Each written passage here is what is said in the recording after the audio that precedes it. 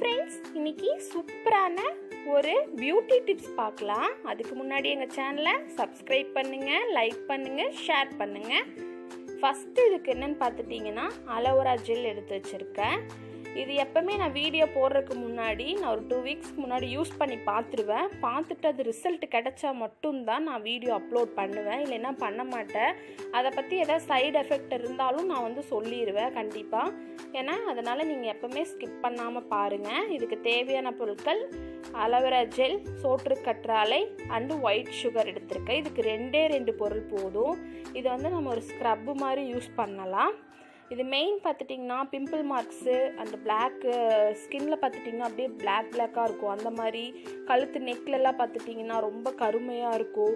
அந்த மாதிரி இருக்கிறவங்களுக்கு இது ரொம்ப யூஸ்ஃபுல்லான டிப்ஸுன்னு சொல்லலாம். இது கண்டிப்பாக ஷேர் பண்ணுங்கள். நம்ம சோற்று கற்றாழையை நல்லா கட் பண்ணியாச்சு. சைட்லலாம் ஜெல்லை மட்டும் நம்ம எடுத்துட்டோம். நல்லா வாஷ் பண்ணி எடுத்துட்டிங்கன்னா ப்யூராக கிடைக்கும்.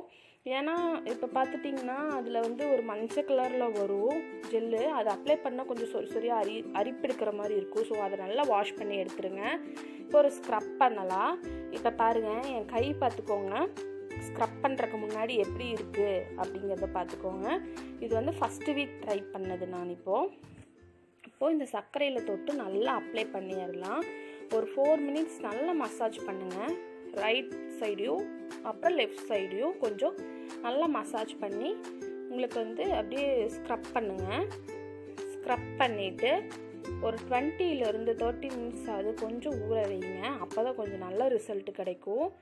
அப்புறம் நல்லா தண்ணி வச்சு, பச்சை தண்ணி வச்சு நல்லா வாஷ் பண்ணி எடுத்துட்டு அப்புறம் டவலில் பாருங்கள்.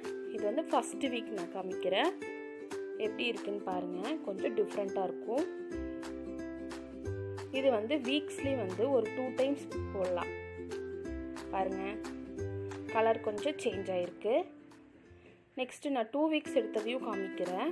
இது ரொம்ப யூஸ்ஃபுல்லாக இருக்கும். பாருங்கள், ரொம்பவே நல்லா கலர் சேஞ்ச் ஆகிடுச்சு.